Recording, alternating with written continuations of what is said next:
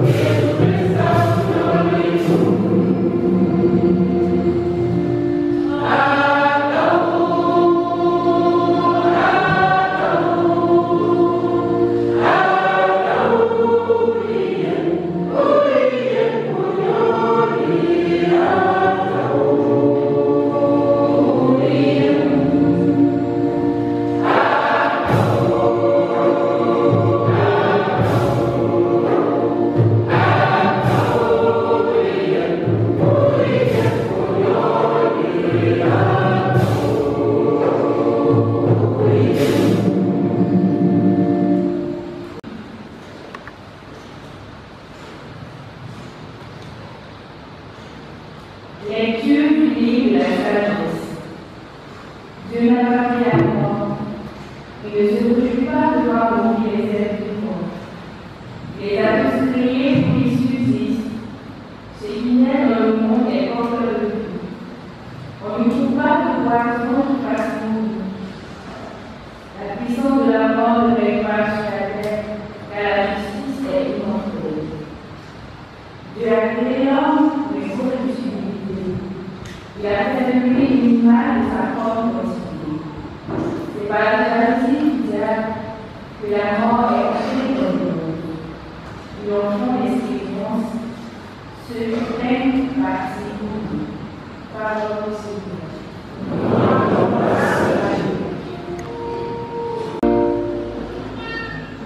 Dans sa deuxième lettre aux Corinthiens, au chapitre 8, les versets 7 et 9, puis les versets 13 à 15, Saint Paul exhorte les croyants à la générosité en instaurant par le partage des biens une vraie fraternité.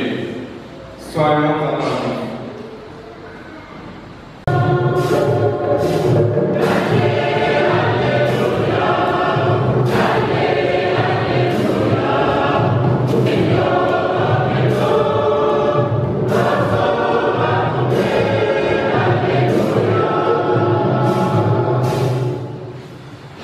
Notre Sauveur, le Christ Jésus, a détruit la mort. Il a fait resplendir la vie par l'Évangile.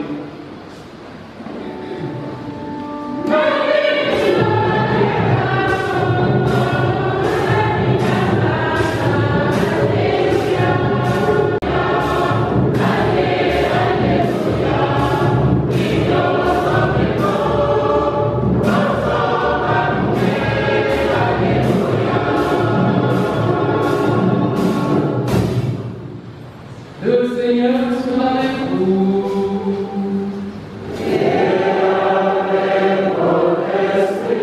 Évangile de Jésus-Christ selon saint Marc.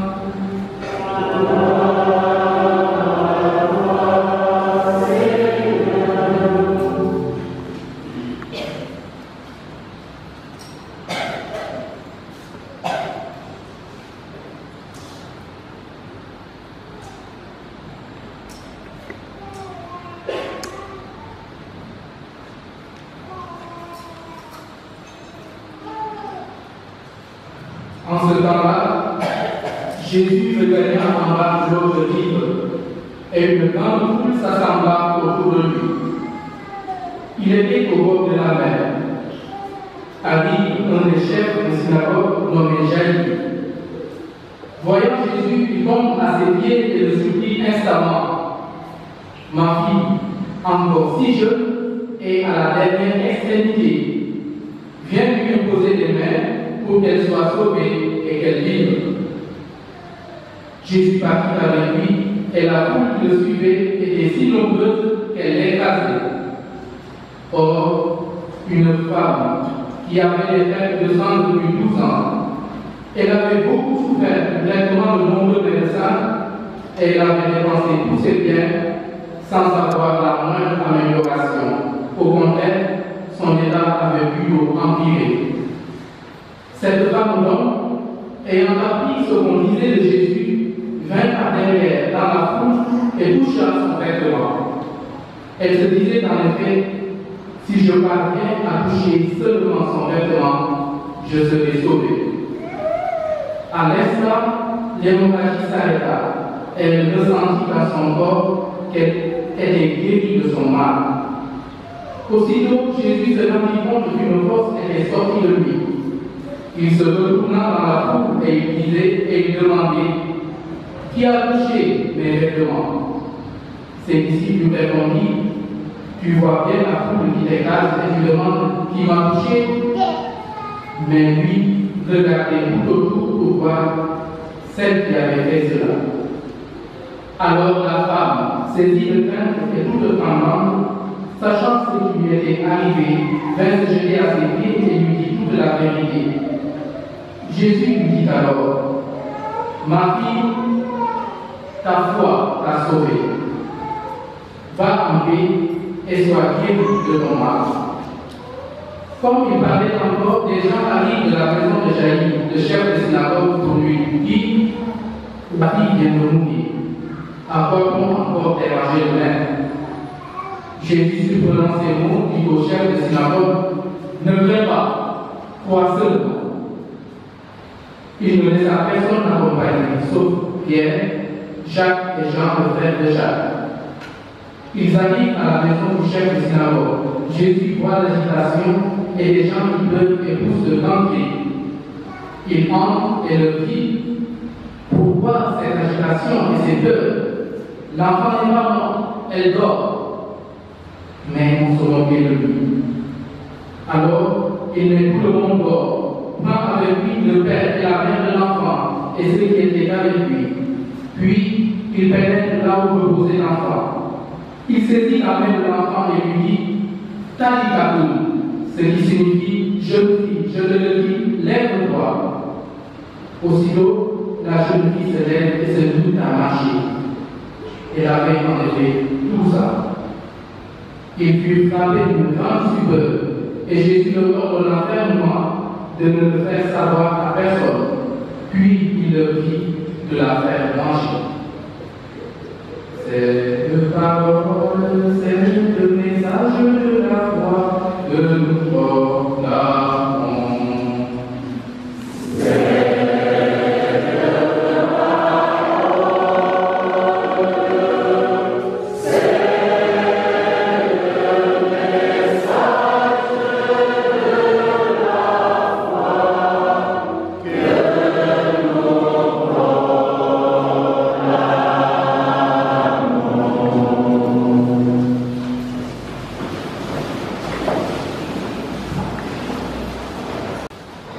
Frères et sœurs, chers auditeurs,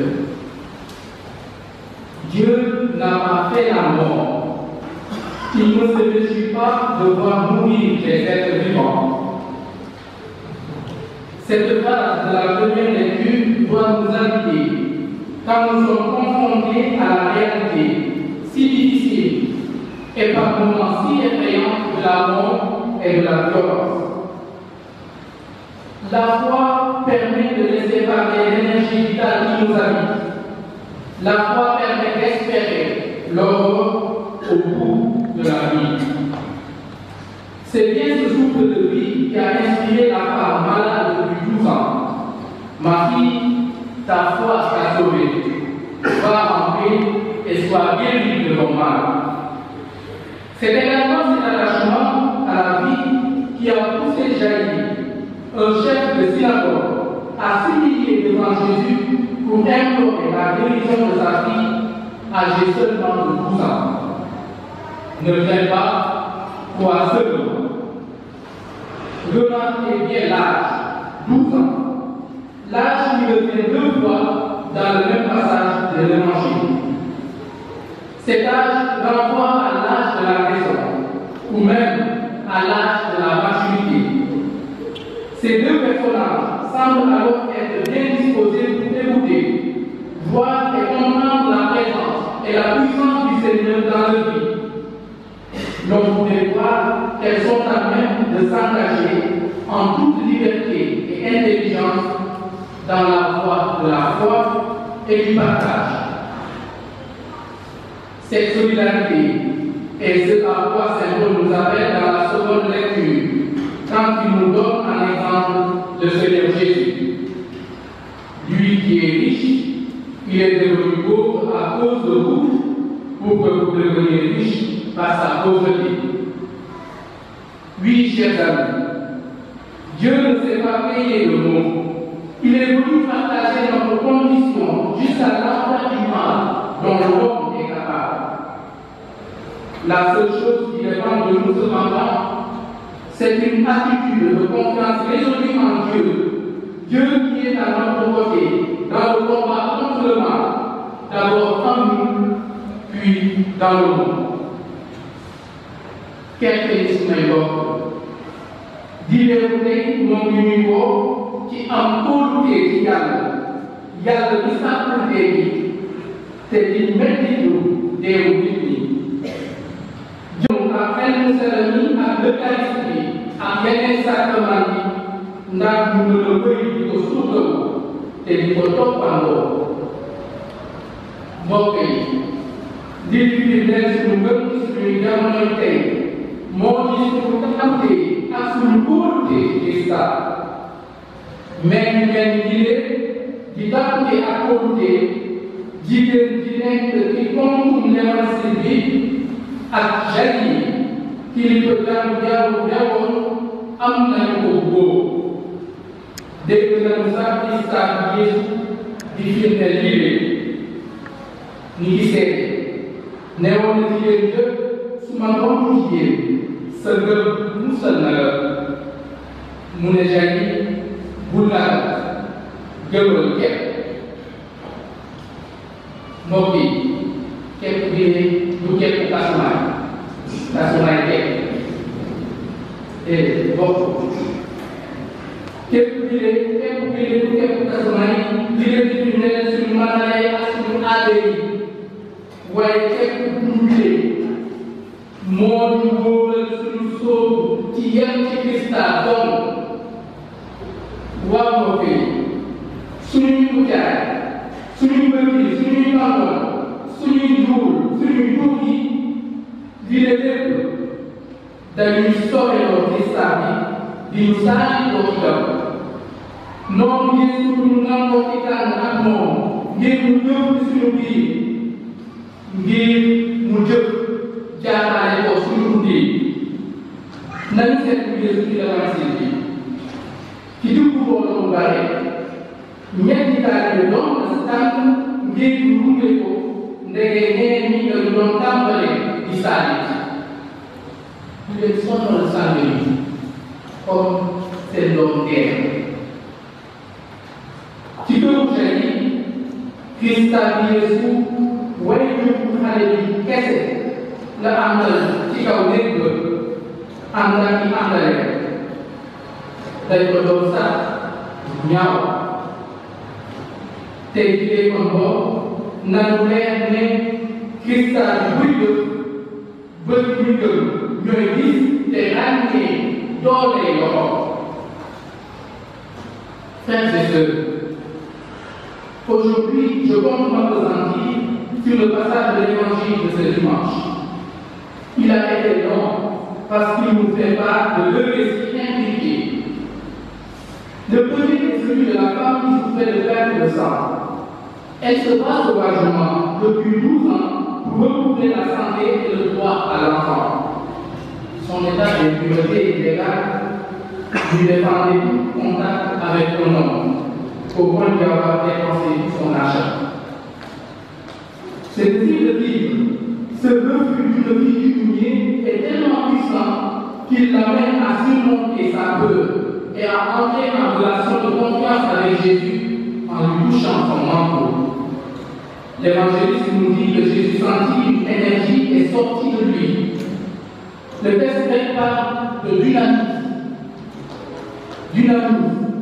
qui a donné en français le nom dynamisme, que les Bibles traduisent par force ou puissance. Pour cette femme, cela a été sa deuxième naissance, une naissance qu'elle a choisie elle-même. Par Jésus, elle retrouve la vie et sa pleine féminité, potentiellement porteuse de vie. Va en paix et soit guérie de ton mal. Guérie, elle l'est, puisqu'elle vient de passer de l'état de malade et d'exclu à la situation de bien-portante, capable de retrouver toutes les qualités de la relation humaine. Sauvée, elle est davantage encore, puisqu'elle vient de passer de la crainte et de la superstition à la foi, qui est confiance absolue en celui qui est la vie. Le deuxième épisode confirme cette puissance de vie. La manière dont Marc nous fait ce récit et les symboles qu'il utilise montrent qu'il est en train de décrire notre situation de croyant. La maison dans laquelle entre Jésus se décrive, où il est accompagné par les piliers de la foi que sont Pierre, Jacques et Jean, ainsi que les membres de la famille immédiate. C'est cette foi qui porte la petite jeune fille inconsciente et inanimée Pour décrire dans le texte grec le geste de Jésus de prendre la fillette par la main pour la faire lever, l'évangéliste Saint Marc se sert des mêmes mots que ceux qu'il utilisera pour parler de la résurrection. Chers frères et sœurs, nous aussi avons reçu par le baptême la même grâce que cette adolescente. Nous sommes passés de la mort à la vie et notre éternité est déjà commencée. Entendons Jésus nous dire Talita koum, debout, lève-toi, ressuscite. À quoi devons-nous ressusciter? Réfléchissons aux situations mondaines dont la foi et la confiance en Jésus nous sauvent. La richesse et la pauvreté, le conjoint de la famille, le pouvoir, la promotion, et que sais-je encore. Jésus dit alors de faire manger la jeune fille. Il ne s'agit pas seulement là d'une attention délicate. Celui qui est passé de la mort à la vie par le baptême est introduit par là à la table de l'Eucharistie. Vivons-en pour ne pas laisser s'engloutir notre foi. La clé de ce deuxième récit, comme du premier, c'est la main. C'est l'énergie de vie générée par la foi, la mienne ou celle des autres, qui permet de passer de la mort à la vie. Tous, jeunes ou âgés, mariés ou célibataires, nous sommes appelés à l'exemple du Christ et chacun à notre manière à donner la vie, à nourrir la vie et le besoin échéant à rétablir la vie. Ne fais pas, crois seulement, alors tu verras ta vie renaître, alors tu seras tenu debout, comme la petite fille de Jaïr. Oui, Seigneur, nous croyons, mais fais grandir en nous la foi pour que nous ayons confiance. Viens au secours de notre peu de foi pour que nous croyions dans ce monde où tu donnes la vie en surabondance et que tu fais reculer la mort. Oui, Seigneur, nous croyons, fais grandir en nous la foi.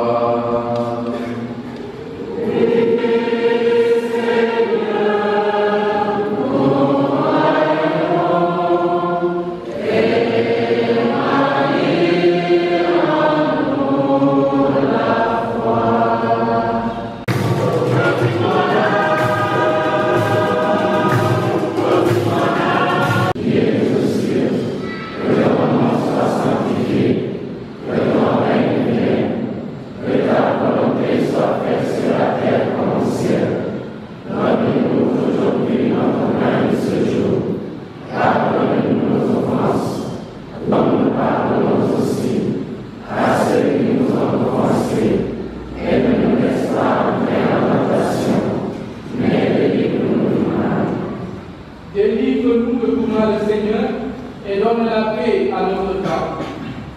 Donne la paix à nos familles.